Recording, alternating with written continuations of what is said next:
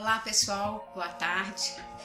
Estamos começando o capítulo 2 do livro Nosso Lar, com a nossa proposta de fazer o esclarecimento capítulo a capítulo, né, do livro. E hoje nós já estamos no capítulo 2, que chama Clarencio.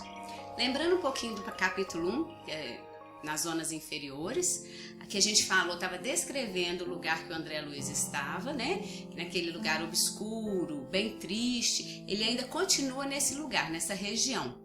E começa o capítulo, os seres da sombra chamando o André Luiz de suicida, criminoso, infame, rotulando ele com todos esses títulos.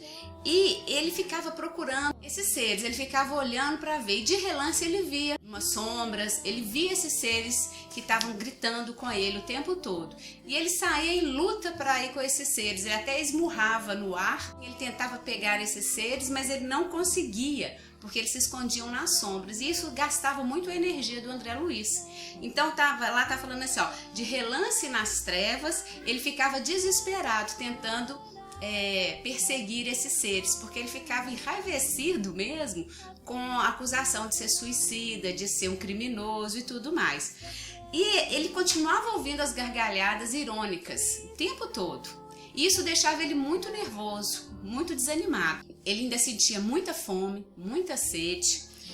A sua barba estava grande, a barba dele cresceu, as roupas estavam gastas, até rasgadas. Lá fala que estava bem desgastadas as roupas dele, e ele se via mesmo, o tempo todo ele tinha consciência do estado que ele estava, certo? Mas o que mais deixava ele triste é quando chamava ele de suicida.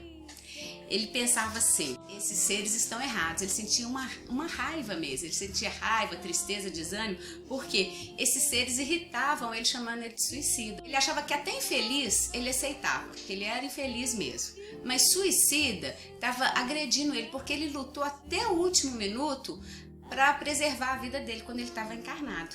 Então ele falava assim, eu não sou suicida, ele pensava, e ele ficava super chateado, e isso gastava a energia dele muito. Ele recordava da morte dele até os últimos detalhes. Ele lembrava quando ele estava na casa de saúde, que ele lutou até o fim após a cirurgia que ele fez no intestino. Ele lembrava de todas as etapas e ele via que ele nunca tinha entregado para a morte. Ele sempre estava lutando, fazendo todo o tratamento, né? Que tinha sido muito doloroso, porque após a cirurgia que ele fez, os curativos eram muito dolorosos e ele aceitava aquilo, fazia todo o tratamento certinho. Então, na mente dele, ele não era suicida, ele não aceitava aquela crítica. Por isso que ele ficava com tanta tristeza, com tanta raiva, né? E ele não entendia por que eles estavam chamando ele de suicida. Porque uma vez que ele foi obrigado a abandonar a casa, o lar, a família, ele não queria desfazer da própria vida. Então ele não sabia por que esses seres incomodavam tanto ele com a palavra suicida. Com o passar do tempo, lá nas zonas inferiores ainda, né, nesse lugar que ele estava, o choro dele se tornou muito maior. E isso trouxe um desgaste de energia muito grande para o André Luiz, né? Ele estava sem resistência emocional. Vez ou outra ele ficava pensando a quem que ele devia pedir ajuda, a quem que ele deveria pedir socorro mesmo, a quem ele deveria recorrer. E apesar de toda a sua cultura intelectual, que a gente já tinha falado que ele tinha bastante lá no primeiro capítulo, vocês lembram? Toda essa cultura trazida do mundo, ele não conseguia alterar a sua realidade atual. Ele comparava seu conhecimento intelectual como pequenas bolhas de sabão que o vento ia levando. Lá no livro fala assim. E ele sentia muita fome.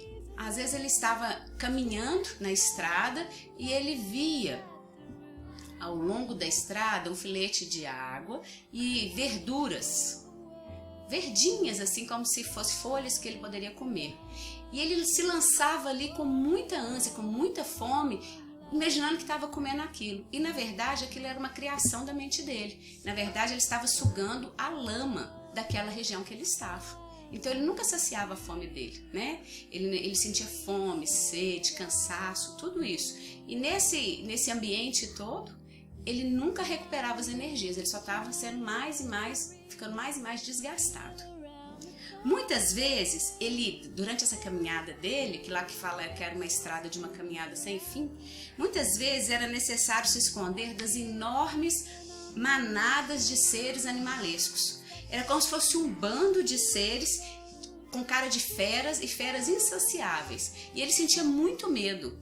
Nessa hora, as imagens eram apavorantes, chocantes. E com isso, ele se escondia e se sentia aflito, desanimado, triste. Nesses momentos de aflição, ele começou a pensar. Ele falou assim, deve existir alguma coisa além da vida. Como ele já começou a pensar no primeiro capítulo. Aqui, nesse momento, ele está mais consciente que existia um autor da vida, algo mais. E ele pensava assim, deve existir um autor da vida em algum lugar. E começou, esse pensamento que tinha algo mais, começou a confortar o André Luiz. Ele se sentiu mais confortado, né? E ele ficava refletindo que ele, que detestava as religiões no mundo, quando ele estava reencarnado aqui, ele sentia agora um conforto com essa ideia que tinha um autor da vida. Ele estava se sentindo confortado com isso. E como ele era um médico muito enraizado ainda no intelecto, nos princípios, nos conhecimentos intelectuais, na ciência, né? Ele também era muito enraizado no negativismo. Então ele só via a ciência e pronto, nada mais. E agora esse pensamento de Deus, o autor da vida, de algo a mais, estava dando um conforto para ele, né? Aí ele começou a sentir uma atitude renovadora. Mas como ele estava muito desgastado emocionalmente, sofrendo toda essa influência dos seres das sombras, com fome, cansado, ele não tinha muita energia. Mas ele ainda tinha que vencer o orgulho e o amor próprio dele. Que isso ele ainda estava trabalhando ali, né? Que estava tão enraizado dentro dele. E no momento que o André Luiz estava completamente sem energias, no momento que ele estava mais cansado, colado ao lodo da terra, deitado lá no chão, assim que fala no livro, sem forças para se levantar, ele não tinha força alguma. É nesse momento tão amargo da vida dele que ele lembra do Supremo Autor da vida e lhe estende as mãos e pede ao Pai que ajude ele. E ele faz a primeira prece dele. Nesse momento, deve ter sido um momento muito emocionante, né? Ele não sabia quanto tempo ele ficou pedindo, que ele nem conseguia levantar do chão. Ele não estava colado ao chão, e quando ele lembra do autor da vida, ele começa a fazer uma prece, uma rogativa, no livro fala assim, uma rogativa, e aí ele começa a pedir a ajuda, e pede que Deus estenda as mãos até ele. Ele não sabe quanto tempo ele ficou assim. No livro fala, ele não sabe a noção de tempo que ele ficou pedindo e nem quantas horas ele ficou nessa súplica. Mas ele sabe que ele estava na posição de uma criança com as mãos postas, pedindo ajuda ao alto. Aí as lágrimas começaram a descer. Ele chorava copiosamente nesse momento que ele estava em conexão com o alto, que ele tentou ter essa conexão com o alto. E as lágrimas lavaram seu rosto, e ele foi renovando, ele foi sentindo aquela alegria, e os seus sentimentos começaram como uma prece dolorosa. E durante a prece, ele pensava, ele estava fazendo a prece dele, e mesmo assim ele estava refletindo, tá, gente? Será que ele estaria totalmente esquecido ali naquela região? Será que não tinha ninguém que estava pensando nele, que poderia ajudá-lo? Durante toda a sua vida na Terra, a sua atividade não foi tão nobre assim. Ele sabia disso, que ele não tinha feito nada grandioso.